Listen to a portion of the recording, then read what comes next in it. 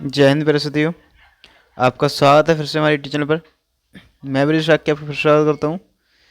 जैसे कि आप लोग देख पा रहे होंगे आज की क्लास में कि आप देख पा रहे होंगे ये 2026 का सेशन दिख रहा होगा आपको, और ये जीव विज्ञान होगा। और जीव विज्ञान में बात करेंगे 348 कोड है जी, ठीक है, ध्यान रखना। और ये पेपर एकदम ओरिजिनल पेपर है, ध्यान रखना इस चीज़ का। और ये ध्यान रखना, ये भी लिख रखा है हमने कि नए पैटर्न पर मॉडल पेपर हल सहित है, ठीक है। इसका सॉल्यूशन मैं दूंगा, शुरू से लेके एंड तक आपको इस क्लास में जुड़े रहना है, और सॉल्यूशन का 100% मैं क्लियर दूंगा, श्योर, ठीक है। और सबसे पहले आपसे कहना रहेगा कि आपसे एक रिक्वेस्ट रही भैया, सबसे पहले जो भी चैनल पर नए हो कृपया करके चैनल को सब्सक्राइब कर लें। और इसका पीडीएफ चाहिए तो पीडीएफ कहाँ चाहिएगा, 8433 245633 जो मोबाइल नंबर है उस पर आपको मैसेज करना है, आपको पीडीएफ मिल जाएगा, ठीक है। वरना ग्रुप की लिंक आपको डिस्क्रिप्शन में मिल जाएगी, ग्रुप की लिंक को ज्वाइन कर लेना, ठीक है। आप वहाँ से ज्वाइन कर सकते हैं, ठीक है। तो आपको ये मैं पेपर करने जा रहा हूँ, ठीक है, जीव विज्ञान का। और जीव विज्ञान का जो पेपर रहेगा वो 100% श्योर रहेगा, मतलब रियल रहेगा, ठीक है। इस चीज़ का ध्यान रखना, 2026 सेशन का है, इस चीज़ को भी ध्यान में अपने रखते हुए आगे की ओर चलते थे। कुछ सबसे पहले बात करेंगे यहाँ पर कि पूर्णांक आप जानते हैं अच्छी तरह से कितने का होता है भैया, 70 का होता है। टाइमिंग दी जाती है 3 घंटे 15 मिनट दी जाती है, आप जानते थे ना, ठीक है। चलिएगा, सबसे पहले आपको बात बताएंगे कि यहाँ पर क्या है कि प्रारंभ के 15 मिनट परीक्षार्थी को प्रश्न पत्र पढ़ने के लिए निर्धारित किए जाते हैं। सेकंड बात जो बोली गई है, सही प्रश्न करना क्या है आपको अनिवार्य है। इसके बाद भी क्या बोला जाता है, आपके जो भी निर्देश हैं वो देखते हैं। निर्देश क्या है, कह रहा है आवश्यकता अनुसार अपने उत्तरों की पुष्टि नामांकित रेखा चित्रों द्वारा कीजिए। मतलब अगर आवश्यकता कहीं पर, मतलब ऐसे जैसे कहते हैं ना, जैसे बोला जाए क्या, आपसे बोला जाए कि आप चित्र को बनाइए, मतलब चित्र रेखा चित्र बना के दिखाइएगा, चित्र बनाइएगा, तो आपको क्या करना है, इसको बनाना है, ये बोलना चाह रहा है, ठीक है। ध्यान रखना इस चीज़ का।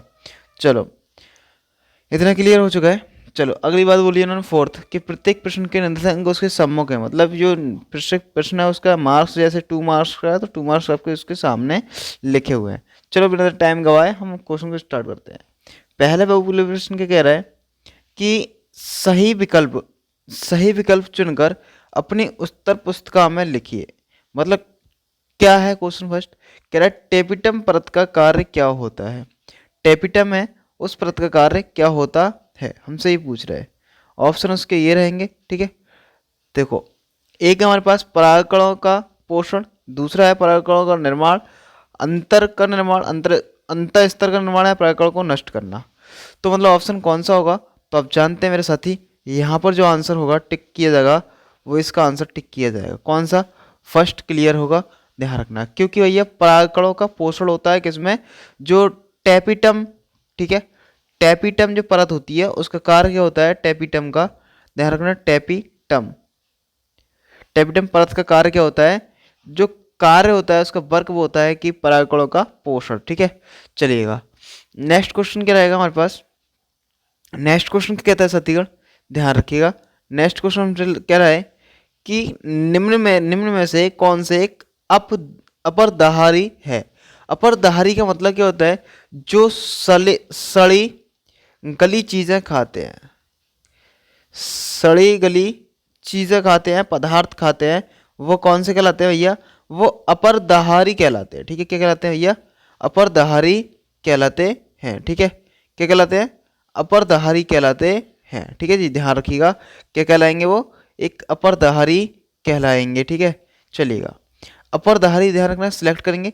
अब बात करेंगे कौन है, मेढक क्या अपरदहारी है, पक्षी क्या अपरदहारी है, हाथी क्या अपरदहारी है, नहीं, तो कौन है अपरदहारी। तो आप जानते हैं, सीधे सीधे कहेंगे मेरे भैया कि आप समझदार हैं इतने कि अपरदहारी कौन होगा। तो अपरदहारी आप जानते हैं, आपको उसमें भी दिखा रखा है हमने कि ये एक अपरदहारी है, ठीक है। क्या एक अपरदहारी है, ठीक है, इसको सिलेक्ट कर देंगे हम लोग, ये क्या एक अपरदहारी है, ठीक है। नेक्स्ट क्वेश्चन क्या कह रहा है भैया, नेक्स्ट कह रहा है हमसे कि डेंगू हड्डी तोड़ बुखार का वाहक है। डेंगू जो है हड्डी तोड़ का वाहक है, मतलब डेंगू की बात करिए, कह रहा है डेंगू या फिर हड्डी तोड़ बुखार का वाहक कौन सा होता है, ठीक है। तो हड्डी तोड़ बुखार जो होता है उसका मच्छर का नाम जान देंगे, एडीज मच्छर जो होता है। तो मच्छर का द्वारा रोग फैलाया जाता है कौन सा, डेंगू। ठीक है, ऑप्शन यहाँ पर कौन सा टिक होगा, तो यहाँ पर ध्यान रखना सी ऑप्शन मतलब थर्ड ऑप्शन टिक होगा, इसका आंसर करेक्ट होगा। ठीक है, तो आप जानते इतना कि मैं सबका आंसर देते हुए चल रहा हूँ। ठीक है, चलो नेक्स्ट क्वेश्चन को चलते हैं। नेक्स्ट क्वेश्चन क्या कह रहा है, पूरा पेपर देखना शुरू से लेकर एंड तक। पूरा पेपर कह रहा है कि यहाँ पर क्या बोला गया हमसे कि कौन सा एंजाइम डीएनए को विशिष्ट स्थान पर काटता है। तो मतलब पॉलीमरेज काटता है, या फिर एंडोन्यूक्लियस काटता है, या फिर एंडोन्यूक्ली एक्सोन्यूक्लियस काटता है, लाइगेज काटता है। ध्यान रखेंगे ऑप्शन नंबर हमारे जो होगा एंडोन्यूक्लियस होगा, वो क्या काटता है कि विशिष्ट स्थान पर काटता है। तो ऑप्शन नंबर आपका ये सेकंड सही होगा। चलिएगा नेक्स्ट ऑब्जेक्टिव, एक मिनट है यहाँ पर भाई, थोड़ी सॉरी माफ़ी चाहेंगे आपसे हम, सॉरी। ठीक है, माफ़ी चाहेंगे कि भाई यहाँ पर दो ऑब्जेक्टिव आपके छूट गए टाइप करने से। ठीक है, दो ऑब्जेक्टिव टाइप करने से छूट गए। ठीक है, इसके लिए माफ़ी चाहेंगे भैया। चलो अतिली उत्तरी प्रश्न पर चलते हैं भैया, इसके लिए माफ़ी चाहेंगे, दो ऑब्जेक्टिव आपके क्वेश्चन छूट गए हैं टाइप करने से, जो आपका मॉडल पेपर था उससे। ठीक है, चलिएगा क्वेश्चन क्या कहने जा रहा है हमसे। नेक्स्ट क्वेश्चन कह रहा है कि शुक्राणुओं को पोषण प्रदान कराने वाली कोशिका के नाम लिखिए। ठीक है, तो उत्तर क्या रहेगा, मानव शुक्राणुओं का पोषण कराने वाली कोशिका का नाम। चलिएगा क्या आंसर रहेगा, चलते हैं नेक्स्ट। चलो क्या कह रहा है क्वेश्चन हमसे, क्वेश्चन जो हमारे पास कह रहा है कि वृषण की परिचारिका कोशिका, वृषण की परिचारिका और कोशिका सरटोली कोशिका और मानव में, ठीक है, और ध्यान रखना शुक्राणुओं को पोषण प्रदान करती हैं। तो कौन कौन सी है भैया, तो आप कहेंगे यहाँ पर कि हमारे पास ये दोनों कोशिकाएं क्या हैं कि वृषण की परिचारिका की कोशिका होती है, एक सरटोली कोशिका मानव की होती है जो शुक्राणु को पोषण प्रदान करती है। ध्यान रखना क्वेश्चन को पढ़ लेना, इंपॉर्टेंट रहेगा ये पूरा पेपर, ध्यान रखना इस चीज़ का। चलिएगा आगे चलते हैं भाई। नेक्स्ट क्वेश्चन यहीं से बना दिया है इन्होंने। क्वेश्चन कह रहे हैं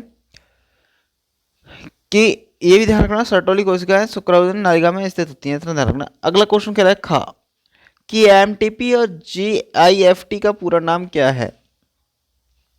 एमटीपी का मतलब होता है मेडिकल टर्मिनेशन ऑफ प्रेगनेंसी, मतलब मेडिकल टर्मिनेशन ऑफ प्रेगनेंसी। ठीक है, ये ध्यान रखना, इंग्लिश में आप लिखेंगे तो आप इंग्लिश में लिख सकते हैं क्या, मेडिकल टर्मिनेशन ऑफ प्रेगनेंसी, या फिर हिंदी में इंग्लिश में बोल सकते हैं मेडिकल टर्मिनेशन ऑफ प्रेगनेंसी। ठीक है, जीआईएफटी का मतलब क्या होता है, तो जाइगोट इंट्रा फैलोपियन ट्रांसफर। क्या बोलेंगे भैया, zygote intra fallopian transfer. English में भी ऐसे देख लेंगे जाइगोट इंट्रा फैलोपियन ट्रांसफर, इस चीज़ का ध्यान रखना। और दोनों ही ये क्या रहेंगे, इंपॉर्टेंट रहेंगे, इस चीज़ का ध्यान रखिएगा मेरा साथीगण। चलिएगा नेक्स्ट क्वेश्चन क्या कह रहा है हमसे, एक नंबर में चलना है, ध्यान रखना। अनुवांशिकता की इकाई क्या है। चलिएगा अनुवांशिकता की इकाई, मूल इकाई भौतिक और कार्यात्मक इकाई जीन है। ठीक है, जीन जो शब्द है वो इसकी क्या है भैया, इकाई है, किसकी अनुवंशिकता की, ये क्या है कि इकाई है जीन। ठीक है, ध्यान रखना। चलो नेक्स्ट कह रहा है अनुवांशिक कूट में कितने प्रकूट या कोडॉन त्रिक होते हैं। तो ध्यान रखना 64 प्रकूट या फिर कोडान होते हैं। ठीक है, प्रकूट या फिर कोडन बात एक ही है, तो कितने होते हैं भैया, अनुवांशिक कूट में 64 होते हैं। ठीक है, 64। ठीक है, किसने की बात कर रहे हैं, 64 की बात कर रहे हैं, कोडान या फिर प्रकूट होते हैं। चलो नेक्स्ट क्वेश्चन क्या कह रहा है हमसे कि वाहित मल क्या है। उत्तर रहेगा घरों, उद्योग या अस्पतालों, कार्यालयों, कृषि कार्य या खेतों और अन्य मानव क्रियाकलापों में इस्तेमाल होने वाले पानी के अपशिष्ट को ही क्या कहते हैं, वाहित मल कहते हैं। मतलब कहाँ, घरों, उद्योगों के, कार्यालयों में, कृषि कार्य या खेतों में जो भी क्रियाकलापों में इस्तेमाल होने वाले अपशिष्ट को ही क्या कहते हैं भैया, मतलब होने वाले पानी के अपशिष्ट को क्या कहते हैं हम लोग, वाहित मल कहते हैं। ये डब रूपी अपशिष्ट पदार्थ जो जल और मृदा को दूषित करता है। ठीक है, क्या करता है, दूषित करता है। ठीक है, ध्यान रखना इस चीज का, क्या करता है भैया, दूषित करता है। ठीक है, चलिएगा नेक्स्ट क्वेश्चन को चलते हैं, लघुत्तरीय फर्स्ट के पास चलते हैं। क्वेश्चन क्या कह रहा है कि अफीम क्या है, ये किस पौधे से प्राप्त होता है। ठीक है, अफीम पूछ रहा है, तो अफीम क्या है और किस पौधे से प्राप्त होता है। उत्तर देखेंगे, अफीम का वैज्ञानिक नाम क्या है भैया, तो ध्यान रखना लैचरियामा पेवावेरियस बेरिस। ठीक है, ध्यान रखना। चलो कह रहा है अफीम के पौधे पेवेवर सोमनीफेरम, ठीक है, क्या है भाई, पेवेवर सोमनीफेरम के लेटेक्स को सुखाकर इसे तैयार किया जाता है। अफीम की बात कर रहा है, ठीक है। अफीम में 12% तक मार्फिन पाई जाती है, ठीक है, जिसको फिर संस्कृत करके हेरोइन एक प्रकार का मादक या ड्रग तैयार किया जाता है जिसे कहते हैं ड्रग्स, ठीक है। तो एक क्या है, अफीम है वो, ठीक है, जो ड्रग्स पीते हैं ना कुछ लोग यार, ठीक है, तो वो क्या है, एक अफीम है, ठीक है, खतरनाक चीज है, ये ध्यान रखना। चलो नेक्स्ट क्या कह रहा है कि क्लाइनफेल्टर एवं टर्नल सिंड्रोम के गुणसूत्रों की संख्या कितनी होती है। क्लाइनफेल्टर क्या होता है, ये एक जन्मजात बीमारी है। जन्मजात का मतलब जन्म से जो बीमारी होती है, कह रहा है जो तब होती है जब पुरुष को एक अतिरिक्त एक्स गुणसूत्र विरासत में मिलता है, गुणसूत्र हो गया, कह रहा है मिलता है। इस वजह से संख्या क्लाइनफेल्टर सिंड्रोम वाले पुरुषों में कुल 47 गुणसूत्र होते हैं, जबकि आमतौर पर पुरुषों में 46 होते हैं, ठीक है, ध्यान रखना। जन्मजात बीमारी वो कौन सी होती है, अगर 46 है तो सही है, और बात करेंगे एक बढ़ जाए तो क्या हो जाता है, वो जन्मजात बीमारी हो जाती है, क्योंकि भाई यहाँ पर कौन होता है, एक्स ग्रुप जो होता है ये बढ़ जाता है, ठीक है, ध्यान रखना। टर्नर सिंड्रोम क्या होता है, ध्यान रखेंगे, टर्नर सिंड्रोम भी बात करेंगे, टर्नर वाला। तो देखो क्वेश्चन कह रहा है ये अनुवांशिक स्थिति है जो तब होती है जब महिलाओं में एक गुणसूत्र की कभी भी हो जाती है, मतलब गुणसूत्र की कमी हो जाती है, ये कभी भी लिख गया, कमी है। कह रहा है इस वजह से टर्नर सिंड्रोम वाली महिलाओं में कुल 45 गुणसूत्र होते हैं, जबकि आमतौर पर तो महिला में 46 गुणसूत्र होते हैं, ठीक है। यहाँ क्या हो जाती है भैया, कमी हो जाती है, ध्यान रखना इस चीज़ का, कमी हो जाती है, इसलिए क्या कहलाते हैं भैया, ये अनुवांशिक स्थिति होती है, टर्नल सिंड्रोम की होती है, ठीक है, ध्यान रखना। चलिएगा आगे चलते हैं।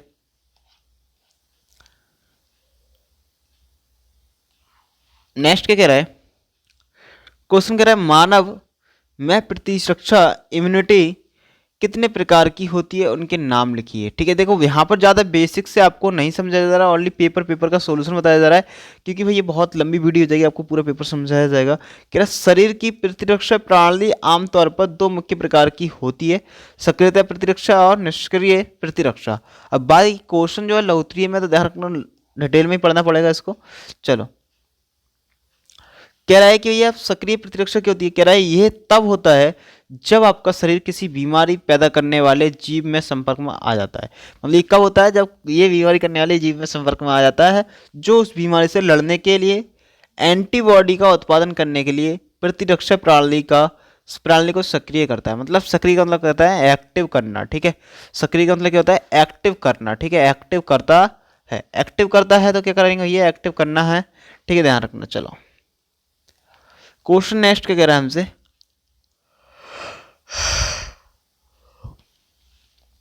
कि प्रतिजैविक क्या है, किन्हीं 2 सूक्ष्म जीव के नाम लिखिए जिनका प्रयोग प्रतिजैविकों के उत्पादन में किया जाता है। देखो स्ट्रेप्टोमाइसिन या टेट्रासाइक्लिन या फिर एरिथ्रोमाइसिन। एरिथ्रोमाइसिन जो होता है, इसके 3 नाम है, वही 2 नाम पूछे थे सूक्ष्म जीव, तो देखो बता दिए हमने। क्या प्रयोग क्या है, तो देखो सामान्य रूप से उपयोग की जाने वाली प्रतिजैविक जिन्हें कवक एवं जीवाणु से उत्पादित किया जाता है, कि किसी विशिष्ट प्रकार के सूक्ष्म जीव का संवर्धन करके प्रतिजैविक का उत्पादन किया जाता है, जिन्हें अनेकों रंगों की चिकित्सा में प्रयोग में लाते हैं, ठीक है, अनेक रंगों की चिकित्सा के रूप में प्रयोग में लाते हैं। अब बात करेंगे आगे,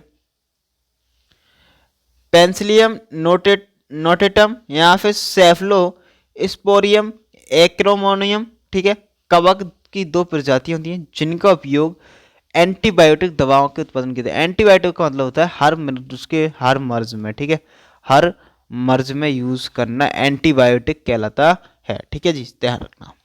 चलो बात करेंगे अगली कि वन्य जीव संरक्षण के लिए सरकार द्वारा क्या कदम उठाए गए।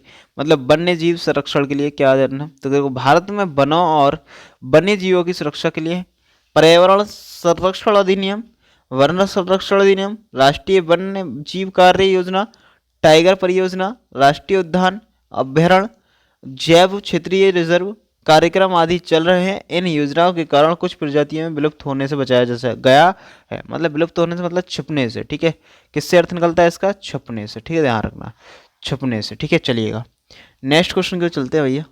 नेक्स्ट क्वेश्चन क्या कहता है हमसे, नेक्स्ट जो बोला है वो कह रहा है फर्स्ट प्रश्न सेकंड में कि शारीरिक रोध और कोशिका रोध पर संक्षिप्त टिप्पणी लिखिए। यहाँ पर टिप्पणी लिखनी है, ठीक है, क्या लिखनी है, टिप्पणी लिखनी है। चलिएगा, तो शारीरिक रोध क्या है, देखो इन पर बात करते हैं। कह रहा है रोध या फिजिकल बैरियर का मतलब है शरीर में होने वाली उन प्रक्रियाओं में रोगाणुओं के प्रवेश को रोकना, ठीक है, फिजिकल या फिर रोध मतलब उनको रोकना, रोध का मतलब रोकना।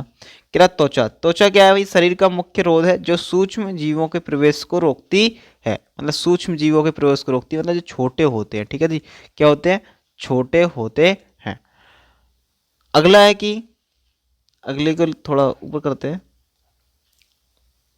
अगला कह रहा है श्लेष्मा आलेप श्वसन जठरांत्र और जनन मूत्र पथ को आश्रित करने वाली एपिथीलियम में मौजूद श्लेष्मा रिलेस्मा है, ठीक है। आलेप रोगाणुओं को रोकने में मदद करता है। अमाशय का अम्ल, मुंह की लार और आंखों के आंसू ये सभी रोगाणुओं की वृद्धि को रोक सकते हैं, ठीक है। चलो क्वेश्चन अगला वही उसी का आंसर क्या है, आगे कोशिकीय रोध यानी साइटोकाइन रोध विषाणु से संक्रमित कोशिकाओं द्वारा इंटरफेरॉन नामक प्रोटीनों का स्रवण करना है, ठीक है, किसका, इंटरफेरॉन नामक प्रोटीनों का स्रवण करना है, ठीक है जी। चलो आगे चलते हैं। नेक्स्ट कह रहा है कि ये प्रोटीन असंक्रमित कोशिकाओं को विषाणु से संक्रमित होने से बचाते हैं। कह रहा है बाद में मगर उसी रोगजनक से फिर सामना होता है तो बहुत तेजी से द्वितीयक या पूर्ववृत्तीय अनुक्रिया होती है, ठीक है, मतलब पूर्ववृत्तीय या फिर द्वितीयक जो द्वारा होती है, ठीक है, वो प्रक्रिया क्या है, पूर्ववृत्तीय। चलो कह रहा है अगला बीज संयोजन, ठीक है, बीज संयोजन के नियम पर टिप्पणी लिखिए। बीज संयोजन का नियम क्या होता है, सबसे पहले हम बात यहाँ करते हैं। तो कह रहा है जब कोई जीव युग्मक बनाता है तो प्रत्येक युग्मक को केवल एक जीन प्रति प्राप्ति होती है जिसे यादृच्छिक रूप से चुना जाता है। यादृच्छिक का मतलब होता है ये इच्छा अनुसार, ठीक है, इसे इच्छा अनुसार चुना जाता है, ठीक है जी, ध्यान रखना। चलो कह रहा है इसे बीज संयोजन के नियम के रूप से जाना जाता है, ठीक है। बीज संयोजन का नियम पूछे तो क्या कह सकते हैं, जो इच्छा अनुसार चुना जाए उसे क्या कहते हैं हम लोग, बीज संयोजन नियम कहते हैं, ठीक है। कैंसर क्या है, इसका उपचार और मतलब बचाव बताइएगा क्या होता है। चलो कैंसर क्या है, इसके बचाव उपचार का उल्लेख कीजिए। देखो कैंसर शरीर की कोशिकाओं से जुड़ी एक बीमारी है। ये तब हो जाता है जब कोशिकाएं अनियंत्रित रूप से बढ़ जाती हैं ये और ट्यूमर बनाती हैं। ये ट्यूमर आसपास के स्वास्थ्य ऊतकों को नष्ट कर देते हैं, मतलब जो स्वास्थ्य के आसपास की चीज़ें होती है उसको ऊतक को नष्ट कर देते हैं। चलो बात करेंगे इस कैंसर की कोशिका शरीर के किसी भी हिस्से से शुरू हो सकती है और फैल भी सकती है। अगली बात बोलिए कैंसर के कई प्रकार होते हैं और इसके कारण और जोखिम कारक अलग अलग हो सकते हैं, मतलब ये जोखिम भी होता है क्योंकि ये जानलेवा बीमारी है, ठीक है, जानलेवा बीमारी है, ध्यान रखना इस चीज़ का। कह रहा है कि कैंसर से बचने के लिए तंबाकू का इस्तेमाल ना करें, शराब कम पिएं, स्वस्थ वजन बनाए रखें और नियमित रूप से व्यायाम करें। मतलब व्यायाम का मतलब जानते हैं, कहते हैं एक्सरसाइज करना, ठीक है, एक्सरसाइज ही करना भैया, तो ये अच्छी बात रहेगी क्योंकि भाई व्यायाम बहुत ज़रूरी है, ठीक है, शरीर के लिए व्यायाम करना बहुत ज़रूरी है, आप ध्यान रखिएगा इस चीज़ का। चलिएगा नेक्स्ट को आगे बात करते हैं, क्वेश्चन क्या कह रहा है, यही है, कह रहा है कैंसर, ठीक है, कैंसर की रोकथाम के लिए हेपेटाइटिस सी, बी और ह्यूमन पेपिलोमा वायरस के खिलाफ टीका लगवाना भी फायदेमंद होता है, ठीक है। रोकथाम के लिए हेपेटाइटिस वी, ठीक है, ये भी ध्यान रखना, ये टीका लगता है। कह रहा है कैंसर का निदान करने के लिए बायोप्सी नामक प्रक्रिया में लिया गया ऊतक का नमूना जांचा जाता है, ठीक है, क्या करा जाता है, नमूना जांचा जाता है। कैंसर के इलाज के लिए कई विकल्प मौजूद हैं। कैंसर से जुड़े किसी भी लक्षण या संकेत मिलने तुरंत डॉक्टर से सलाह लें, ठीक है, किससे, डॉक्टर से सलाह आप लें, ठीक है जी। चलो अब आगे बात करेंगे। नेक्स्ट क्या कह रहा है, नेक्स्ट कह रहा है हमसे क्वेश्चन कि एक संकर एवं द्विसंकर टेस्ट क्रॉस को समझाइए। एक संकर एक संकर और क्रॉस में ही एक लक्षण वाले जीव के अलग अलग गुणों का अध्ययन किया जाता है, वही द्विसंकर क्रॉस में दो विपरीत लक्षणों का अध्ययन किया जाता है। मतलब एक संकर में क्या, एक जीव का एक क्रॉस का ही एक लक्षण किया जाता है, दूसरे में द्विसंकर क्रॉस का विपरीत लक्षणों का अध्ययन किया जाता है। वो क्या कहलाता है, समझाना, मतलब कहते हैं। अब बात करेंगे समझाना है हमें, तो देखो समझो, लॉन्ग टाइप क्वेश्चन है भैया, तो लॉन्ग टाइप से देना है। कह रहा है टेस्ट क्रॉस या परीक्षण संकरण किसी जीव के जीनोटाइप का पता लगाने का एक तरीका है। इसमें किसी प्रभावी फिनोटाइप वाले जीव का संरक्षण शुद्ध अप्रभावी जनक से कराया जाता है। ठीक है, अप्रभावी जनक से कराया जाता है। नेक्स्ट बात कह रहा है कि एक संकर क्रॉस में एक जीन की वंशागति का अध्ययन किया जाता है या प्रयोग में केवल एक ही लक्षण को मुख्य रूप से लिया जाता है। ऐसे संकरण में F2 पीढ़ी में 3:1 का अनुपात प्राप्त होता है। ठीक है, कह रहा है संकर क्रॉस में एक जीन की वंशागति का अध्ययन किया जाता है, कह रहा है, या फिर प्रयोग में केवल एक ही लक्षण को मुख्य रूप से लिया जाता है। ठीक है, या फिर F2 पीढ़ी में 3:1 का प्राप्त किया जाता है, अनुपात प्राप्त किया जाता है। ठीक है, आगे कह रहा है द्विसंकर क्रॉस में क्या होता है, दो जीन की वंशागति का अध्ययन किया जाता है। कह रहा है या प्रयोगों में दो युग्म विकल्पी लिए जाते हैं। इसमें F2 पीढ़ी में 9:3 या फिर 3:1 का अनुपात मिलता है। अगली बात, टेस्ट क्रॉस से पता किया जाता है कि कोई भी जीव संयुग्मजीय है या फिर विषम युग्मजीय है। टेस्ट के द्वारा ही पता चलेगा ये समयुग्मजीय है या फिर विषम है। ठीक है, ध्यान रखना, टेस्ट मतलब कहते हैं ना, टेस्ट कराना होगा, टेस्ट के बाद ही हमें पता चलेगा। ठीक है जी, ध्यान रखना भाई। यहाँ पर आपको ज़्यादा समझाया नहीं जा रहा, बस कि आपको आंसर ज़्यादा दिया जा रहा है यहाँ पर। ठीक है, अगले कह रहा है 5वें का कह रहा है समजातता पर टिप्पणी लिखिए। समजातता पर क्या करना है भैया, टिप्पणी लिखना। कह रहा है जीवों में ऐसे अंगों को पाया जाना जो मूल रचना एवं उत्पद में समान होते हैं, परंतु अलग अलग कार्य करने के लिए अनुकूलित होने के कारण असमान दिखाई देते हैं, समजातता कहलाता है। जैसे पक्षियों में अग्रपाद पंखों के रूप में, घोड़े आदि में दौड़ने में तथा मनुष्य में कार्य करने में अनुकूल होते हैं। ठीक है, ध्यान रखना। अब इसके बाद ये क्वेश्चन आता है नेक्स्ट, ये ध्यान रखना, इंपॉर्टेंट रहेगा। और बात करेंगे आज की क्लास में यहीं तक रखूँगा। नेक्स्ट क्लास के लिए आपको अगर नेक्स्ट इसी का पार्ट चाहिए तो आप कमेंट करेंगे भैया कि नेक्स्ट, प्लीज़ मेरे भैया आप कमेंट करेंगे कि लेकर आए।